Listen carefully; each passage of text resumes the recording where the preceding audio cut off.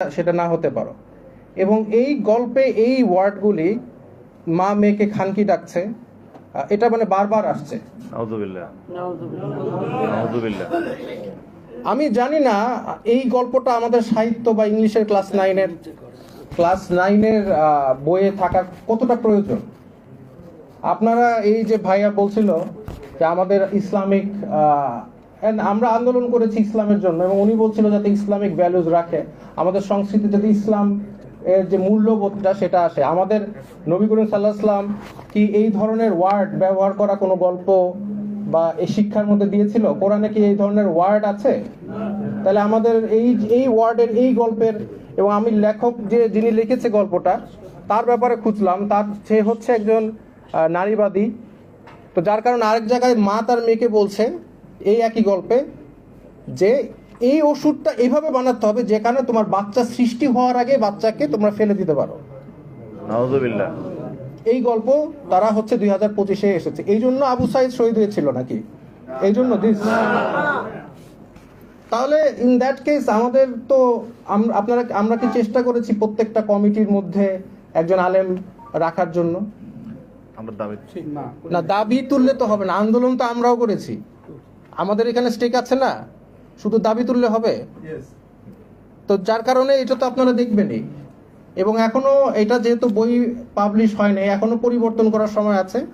আমি চাই যে আপনারা একটু চিন্তা করেন যে আমাদের সংস্কৃতির সাথে এই ধরনের গল্প যায় কিনা। আমি এগুলো একটা টিচার ক্লাসের মধ্যে বাচ্চারা তো কম বয়সী বাচ্চারা জিজ্ঞেস করবে যে স্যার এই যে স্লাট কথাটার মানে কি, খানকি মানে কি? তারপরে টিচার স্টুডেন্ট ডিসকাশন করবে এটা কি দরকার, নেসেসারি? তাহলে কেন এটাকে ইনক্লুড করা হলো, কে করলো?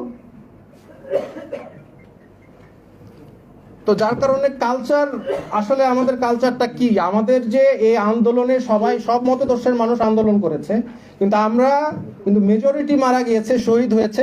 কেউ ভালহালায় যাওয়ার জন্য এই আন্দোলনে অংশগ্রহণ করে না, শহীদ হওয়ার জন্য আসছে।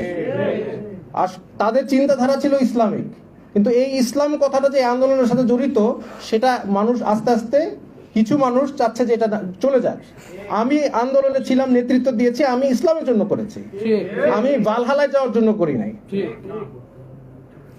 তো যার কারণে আমি বলতে চাই যে আমাদের যে ইসলামিক মূল্যবোধ আছে, যে এখন বলছে স্পিরিট অফ অগস্ট মুভমেন্ট, এটা হচ্ছে মুক্তিযোদ্ধা চেতনা টাইপের। এই স্পিরিট অফ অগস্ট মুভমেন্টটা কি আসলে? আমার জন্য তো স্পিরিট একটাই, সেটা হচ্ছে ইসলাম। এবং আমার ইসলাম, আমি মনে করি আমার যতটুকু জ্ঞান আছে, ক্ষুদ্র জ্ঞান, এই ধরনের জিনিস একটা টিচার একটা স্টুডেন্টের সাথে ডিসকাশন বা করতে পারে না। এবার প্রশ্নের মধ্যে দিয়েছে যে ওই মেয়ে যদি ছেলে হতো তাহলে কি তার সাথে তার মা কিভাবে ওর ভিন্নভাবে আচরণ করত? এই হচ্ছে শিক্ষা। তাহলে আন্দোলন করে আমরা দেশ স্বাধীন করলাম কিসের জন্য? ওয়াই? তো এই সংস্কৃতি আসলে কি আমরা চেয়েছি? এটা আপনারা একটু চিন্তা করেন, ভাবেন, আর একটু এই জিনিসটা নিয়ে আপনারা একটু দেখেন যে আমরা আসলে এই ধরনের, এখনো তো সময় আছে, ছাপানো হয় নাই, যাতে আমরা আশা করি এই গল্পটা যাতে বইয়ে না থাকে। আরো আছে কিনা জানতে, এটা তো আরেকটা ভালো পয়েন্ট আপনারা বলেছেন, আরো আছে কিনা। এখন এই সরকারের ভিতরে তো ট্রান্সপারেন্সি নাই, তারা আমাদেরকে আগে দেখাবে না তারা কি গল্পগুলো দিয়েছে, জনগণের সাথে ক্লিয়ার হবে না? সংবিধান কি পরিবর্তন করছে সেটা ক্লিয়ার হবে না?